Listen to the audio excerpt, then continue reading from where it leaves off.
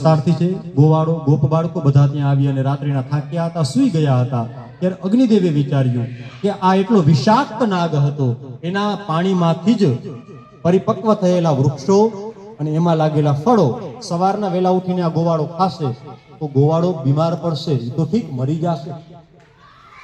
એટલે દાવાનળ અગ્નિ પ્રગટ થયો અને કાલીય નાગના પાણીથી ને જે જગ્યાએ જાળવાને પોષણ મળ્યું હતું એ બધું જ ભસ્મીભૂત કરી નાખ્યું અગ્નિદેવ. એટલા માટે કે કોઈ ગોવાળોને કાંઈ નહીં. પછી પ્રભુએ અગ્નિનું પાન કર્યું. યમુનાને એક બાજુ ગોકુળ છે અને આ એક બાજુ વૃંદાવન છે. ગોકુળ અને રમણ રેતી એક બાજુ છે, એક બાજુ વૃંદાવન છે. જ્યારે ખબર પડી કે હવે આપણે આ જગ્યા છોડવાનો સમય આવી ગયો છે, 3 વખત સુધી હઠ કરાય, એનાથી વધારે હઠ ન કરાય. 3 વખત તકલીફો પડી પછી બધાને વિચાર આવ્યો કે હવે આપણે છોડી દેવું જોઈએ. વૃંદાવનમાં બધા આવ્યા, ત્યાં આવી અને ચંદ્રાકારમાં નગર વસાવ્યું. ચંદ્રાકાર જેમ ચંદ્ર હોય ને બીજનો, એવી રીતે ચંદ્રાકારમાં નગર વસાવ્યું. ત્યાં નગર વસાવ્યું છે. બીજા અનેક અસુરોને માર્યા, તેની પણ કથા બતાવી છે. પ્રભુ રોજ ઘરે જઈને માખણની ચોરી કરે. એક ગોપીને ત્યાં ગયા છે પ્રભુ. એક જ વાત કરશું માખણ ચોરીની, જાજો સમય નથી આપણી પાસે.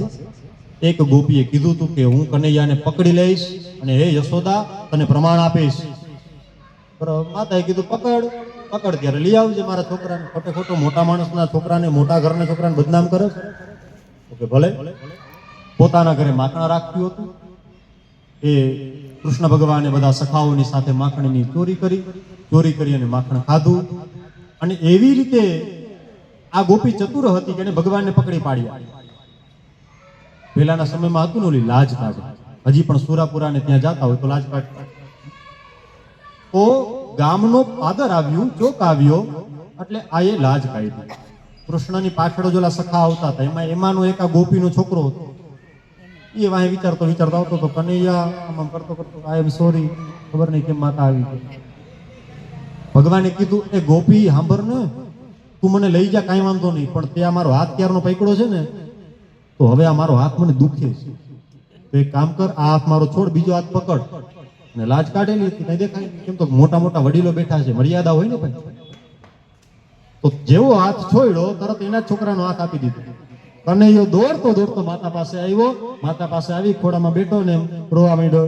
માં જો ઓલી ગોપી છે ને એ મારા માટે આખા ગામમાં ખોટું બોલે છે, ખરાબ બોલે છે. હમણાં જ જોઈ આવે છે આપણા ઘરે. મને મારા મિત્ર કહેતા હતા કે કનૈયા તારું જ વાટવા માટે આવે છે. લાકડી લીધી આપ્યા, તું અંદર બે, હું એને જોઈ લઈશ. અંદર ગયો કનૈયો. ઓલી ગોપી આવી, હજી લાજ કાઢેલી જ હતી. અહીંયા જશોદાના ઘરેથી આવી અને લાજ આમ ઊંચી કરી. યશોદાને કીધું, ઓ યશોદા, તને કહેતી હતી હું કે તારો છોકરો જ અમારા ઘરે ચોરી કરે છે. યશોદા કે હા બરાબર. પછી તો જો ચોરી કરીને આવ્યો છે, મેં પકડી પાડ્યો છે ને. તો યશોદા કે એમ ઊભી. કનૈયાને કીધું, કનૈયા તરત જ આવ્યો. હા માં ઘોડામાં આવીને બેસી ગઈ. આમ જોઈને પછી ઓની આમ જોઈ, આમ કરે. એટલે ઓલી વિચારે, એટલે આ હું તો કે જો તો ખરા તે કોને પકડ્યો છે, જુએ છે. લે આ મારો છોકરો, તીધી એક કાન ની નીચે તું ક્યાંથી આવી ગયો? ત્યાં પ્રભુ છે, બધાના ચિત્તને ચોરી લે છે. ચિત્ત આપણું ચૈતન્યમાં ચોટેલું રહીએ, એ જ આપણું પરમ લક્ષ્ય છે. ચૈતન્ય આપણને પ્રાપ્ત થઈ જાય એટલે આપણો જન્મ સફળ છે, નહીતર નિષ્ફળ છે. મહાભારતમાં લખ્યું છે